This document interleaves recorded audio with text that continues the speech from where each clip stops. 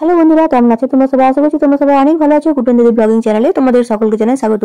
আচ্ছা, আমাকে একটা কথা বলো, এরকম টাইপের ইউজ এন্ড থ্রো পেনগুলো যখন লেখা হয়ে যায় তারপর আমরা কি করি বলো? ফেলে দিই, তাই না? কেউ তো জমিয়ে রাখি না। তো আজকে আমি তোমাদেরকে দেখাবো এই পেনগুলোকে ব্যবহার করে আর সামান্য কিছু মাটি দিয়ে তোমরা বাড়িতেই খুব সুন্দর একটা হাতের কাজ তৈরি করে নিতে পারবে। তো চলো তৈরি করে নিই। এখানে দেখো, প্রথমে আমি নিয়ে নিয়েছি মাটি, আর এই মাটিটা কিন্তু অনেকটা নরম আছে যেহেতু আমি এটাকে প্লাস্টিকের ভিতর ঢুকিয়ে রেখেছিলাম। এরপর আমি এখান থেকে কিছুটা পরিমাণ মাটি নিয়ে নিয়েছি, আর এই ইউজ এন্ড থ্রো পেনগুলোকে অর্ধেক করে টুকরো করে নিয়েছি। কিছুটা ইউজ এন্ড থ্রো আমি একটা ইউজ এন্ড থ্রো পেনকে আমি খুব ভালো করে বেঁকিয়ে নিয়েছি। তো এখন চলো এই বেঁকানো পেনগুলো দিয়ে আর মাটি দিয়ে কি আমি জিনিস তৈরি করি। মাটি দিয়ে তো আমি অনেক কিছু জিনিসই তৈরি করেছি, তো আজ ভাবলাম যদি মাটি দিয়ে একটা ঘোড়া তৈরি করি তাহলে কিরকম হয়, কারণ টেরাকোটার ঘোড়া আমি দেখেছি অনেক জায়গাতে বিক্রি হয়, আর এটা যদি নিজের হাতে তৈরি করা যায় তাহলে কিরকম হয় সেটাই দেখার জন্য আজকে আমি এই মাটির ঘোড়াটাকে তৈরি করে নেবো। তো প্রথমে আমি কিছুটা পরিমাণ মাটি নিয়ে নিয়েছি, আর এই মাটিটাকে খুব ভালোভাবে আমি একটু আটা মাখার মতো করে মেখে নেবো। মাটিটাকে কিছুটা আটা মাখার মতো করে মেখে নেওয়ার পর আমি এখান থেকে 4টে পায়ের মতো বের করে নেবো। এই যে দেখতেই পাচ্ছ, এইভাবে আমি 4টে পা বের করে নেবো। এখন দেখো, 4টে পা এই মাটিগুলোতে ঢুকিয়ে নেওয়ার পর 4টে পা তৈরি করে নেওয়ার পর আমি এখন যেটা করব, পেনগুলোকে যে আমি কেটে রেখেছিলাম অর্ধেক করে রেখেছিলাম, সেই পেনগুলোকে আমি সাপোর্ট দেওয়ার জন্য এই পাগুলোর ভিতরে খুব ভালোভাবে ঢুকিয়ে দেবো। এরপর মাটি দিয়ে খুব ভালোভাবে লেবেল করে নেবো যাতে পেনগুলো দেখা না যায়। এই একইভাবে কিন্তু আমি 4টে পাকেই খুব সুন্দরভাবে তৈরি করে নেবো। এই যে দেখো, সামনের দিকের পাটাকে আমি কিন্তু এভাবে তৈরি করে নিচ্ছি, আর সামনের দিকের পাটা যেহেতু আমি একটু বেঁকিয়ে করব তাই জন্য আমি পেনটাকেও আগের থেকে খুব ভালো করে বেঁকিয়ে নিয়েছিলাম। এরপর এই যে পেনটা যাতে দেখা না যায় তার জন্য মাটি দিয়ে খুব সুন্দর করে আমি লেবেল করে দেবো। একটা পা তো তৈরি হয়ে গেছে। এখন মাথাটা করার জন্য এবং গলাটা করার জন্য আমি এখানেও নিয়ে নিয়েছি উপর দিক থেকে একটা পেন, আর এই পেনটার গায়ে এখন আমি একটা কাদাকে খুব ভালোভাবে আমি দিয়ে নেবো। আমার ঘোড়ার কিন্তু 4টে পা এবং গলাটা খুব সুন্দরভাবে তৈরি হয়ে গেছে। এখন আমি যেটা করবো, ঘোড়াটার মুখটাকে খুব ভালোভাবে আমি এঁকে নেবো, তৈরি করে নেবো। জল দিয়ে ঘোড়াটাকে আমি খুব ভালোভাবে লেবেল করে দিচ্ছিলাম।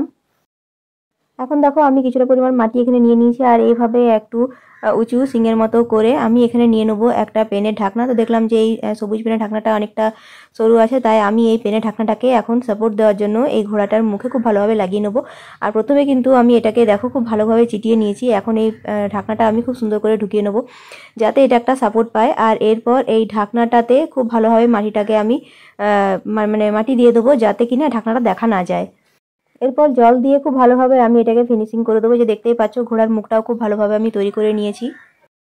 এরপর কিছুটা পরিমাণ মাটি নিয়ে আমি ঘোড়ার যে চুল সেটা তৈরি করে নিচ্ছিলাম। এই যে দেখো, কিছুটা আমি এইভাবে ঘোড়ার চুলটা তৈরি করে নিচ্ছিলাম। এরপর আমি ঘোড়ার দুটো ছোট ছোট টাইপের কান তৈরি করে নিয়েছি, যেরকমটা দেখতেই পাচ্ছ। এই দেখো, ঘোড়ার দুটো ছোট ছোট টাইপের কান, যাতে ঘোড়াটা আমাদের কথাগুলো শুনতে পায় সেই জন্য আমি দুটো ছোট ছোট টাইপের কান তৈরি করে উপর দিকে অ্যাটাচ করে দিলাম। দেখো, ঘোড়াটার চোখগুলো আমি খুব ভালো করে এঁকে নিয়েছি, আর উপর দিকে একটা নাকের জন্য ফুটো রেখেছি। আর মুখটাতেও আমি খুব ভালো করে পেন দিয়ে একটুখানি করে নিয়েছিলাম যাতে ঘোড়াটা খেতে পারে। এরপর একটা ভাঙা পেন দিয়ে আমি খুব ভালোভাবে চুলগুলোকে তৈরি করে নিচ্ছিলাম। এখন দেখো, ঘোড়াটার যে লেজটা সেটাও আমি খুব সুন্দর করে তৈরি করে নিয়েছি। ঘোড়াটা এখন কাঁচা আছে যাতে ছুটে না পালায়, তাই জন্য আমি এই কাপড়টাকেই খুব ভালো করে সামনে পিছনে করছিলাম। এই যে দেখতেই পাচ্ছ, ঘোড়াটা খুব সুন্দরভাবে তৈরি হয়ে গেছে। এখন আমি পাটাকে একটু দেখছিলাম যে কিভাবে এটা করলে ভালো লাগবে দেখতে। এখন আমার মনে হলো যে ঘোড়ার যে চোখগুলো আমি তৈরি করেছিলাম সেটা অতটা ভালো লাগছিল না, গোল টাইপের চোখ লাগছিল ঘোড়াটার যে চোখটা সেটা গোল না করে আমি একটু ডিম্বাকৃতি করলাম, যেরকমটা মানুষের চোখের মধ্যে থাকে সেরকম টাইপের আমি এখানে দেখো ডিম্বাকৃতি টাইপের ঘোড়ার চোখগুলোকে তৈরি করে নিলাম। ধূপের কাঠি দিয়ে খুব ভালোভাবে আমি ঘোড়ার চোখটাকে দুদিকেই এঁকে নিলাম। ঘোড়াটাকে আমি খুব ভালোভাবে শুকিয়ে নেবো প্রায় একদিন ধরে। তো একদিন পর দেখতে পাচ্ছ মাটির ঘোড়াটা আমার খুব ভালোভাবে তৈরি হয়ে গেছে। এই যে দেখতেই পাচ্ছ, এখন এই মাটির ঘোড়াটা কিন্তু খুব ভালোভাবে আমি পুড়িয়ে নেবো আগুনে, তারপর এটাকে আবার রং করে নেবো। রং করার পর আবার তোমাদেরকে দেখাবো, সাজুগুজু করানোর পর আমি তোমাদেরকে আবার দেখাবো যে ঘোড়াটা আমার ফাইনাল লুকটা কিরকম লাগছে। তো আশা করছি আমার ভিডিও তোমাদের ভালো লেগেছে। ভিডিওটা ভালো লেগে থাকলে চ্যানেলটাকে লাইক, সাবস্ক্রাইব, শেয়ার করতে একদম ভুলো না। আমার ভিডিওটা শেষ পর্যন্ত দেখার জন্য তোমাদের সকলকে অসংখ্য ধন্যবাদ। সবাই খুব ভালো থেকো, সুস্থ থেকো। খুব তাড়াতাড়ি দেখা হবে তোমাদের সাথে একটা পরের ভিডিও নিয়ে।